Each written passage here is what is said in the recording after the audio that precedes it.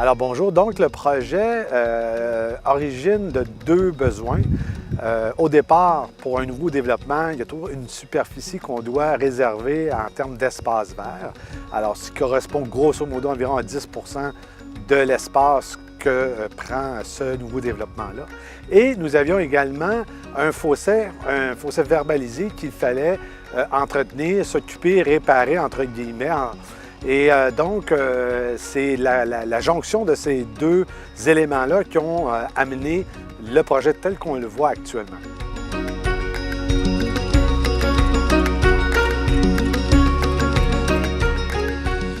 Alors, dans un premier temps, compte tenu que c'est un fossé verbalisé, il y a des normes environnementales strictes à respecter en termes de distance des bords, en termes de protection des rives.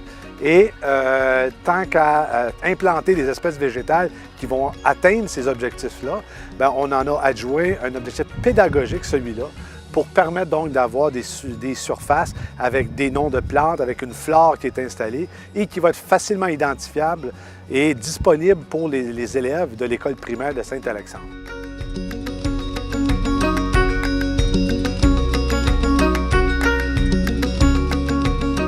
Alors donc, beaucoup de gens ont été impliqués pour la réalisation de ça, ont eu des sources de financement qui provenaient de la MRC, donc du Haut-Richelieu, qui nous ont donc financé en partie les plantations que l'on voit et les aménagements qui sont installés là. Alors, il y a eu également aussi des expertises provenant de firmes de consultants, Plania, Verdura qui est venu faire des plantations, Covabar qui a aussi mis son grain de sel. Et donc, c'est l'ensemble des efforts de tous ces gens-là qui ont amené à la réalisation de ce parc.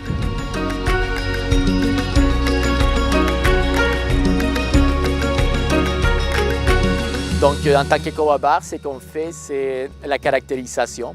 C'est-à-dire, on fait plusieurs kilomètres de cours d'eau par année pour évaluer, donner en fait une valeur des qualités de la bande riveraine. En bande riveraine, en fait, c'est ça, c'est une corridor vert qui est adjacente au cours d'eau et qui est formé par trois types de végétation.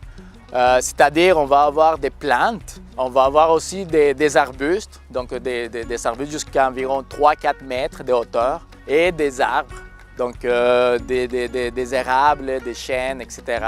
En fait, la bande riveraine, avec les racines des arbres, eux, ils vont stabiliser la berge, donc il va éviter l'érosion, il va éviter les décrochements en fait, des morceaux de terre jusqu'au cours d'eau.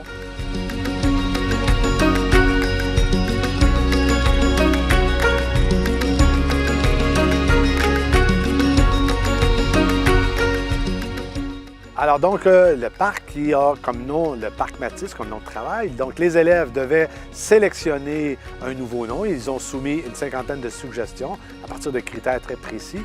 Et c'est mademoiselle Gabrielle Barrette dont la suggestion a été retenue et le parc va s'appeler dorénavant le parc La Riveraine.